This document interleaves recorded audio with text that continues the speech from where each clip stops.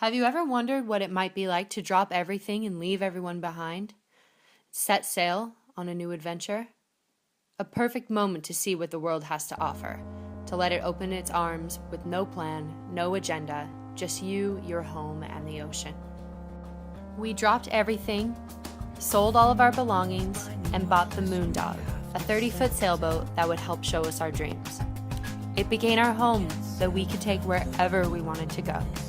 We worked really hard to put some money in the bank, packed our bags and our surfboards, and bought enough food and canned goods that would last us a few months. Waving to all of our friends on the dock and calling our friends and families for the last time for a while, we said goodbye. I'm Macy, and this is my husband Quentin, and we want to surf and sail our way back to his hometown in Mornington, Australia. A lot of people were in disbelief of what we were doing. How could you live on a boat that small? Be in the ocean without the sight of land? For how long? How do you eat? Do you sleep? How are you not going to get on each other's nerves? I have to admit, it takes a certain desire and a type of person to want to put everything on the limb and go for it. It's not very glamorous, it's not easy, but if you work together, trust your boat, it can all come together. With sailing in his family background, we knew a little bit of what we were getting into. We bought all of the safety equipment, charts and maps, made sure our solar panels were working efficiently, fishing line and tackle, and lots of good movies and books. We had been planning for what had seemed like forever. We threw the lines to the dock, looked at each other, and said, "Here we go."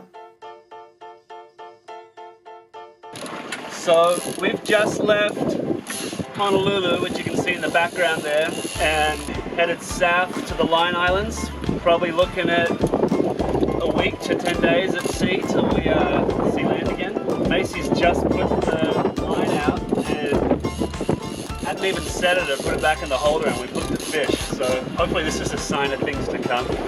Don't say no to free food. Woohoo! Sweet. We knew the first passage was going to take about a week. You don't really know exactly how long it will take. It just depends on the type of weather and wind patterns for the direction you are going. The passage south from Hawaii to the first island was unbelievable. We didn't have the best weather or wind. It was all over the place. But there was one thing that stood out above all the rest: absolute solitude. We could have stayed out there forever, read another book, looked out at the ocean, seen another sunset, another sunrise, but we had made it. We made it to our first island. We pulled into the lagoon just after sunrise, set our anchor, dried everything out, and started exploring.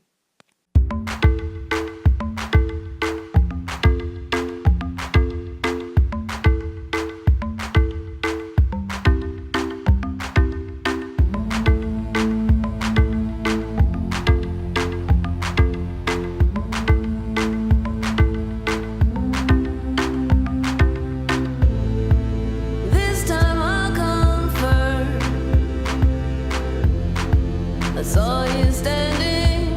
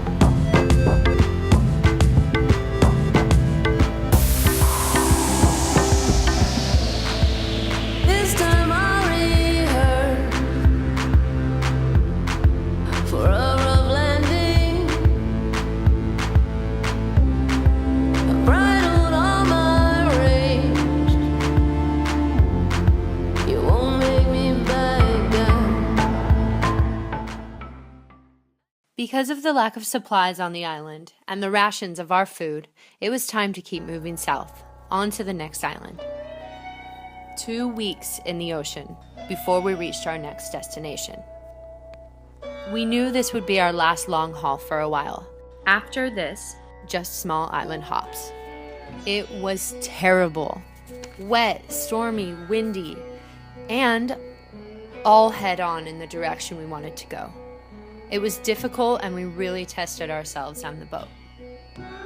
One thing a lot of people don't realize is that someone has to be awake at all times. So you take shifts. 4 hours here, 4 hours there, your turn, my turn, and then get sleep wherever you can during the day. Once we arrived, all of our problems seemed to disappear. We made it to absolute paradise. Coconuts everywhere, surrounded by the bluest lagoon you have only seen in postcards.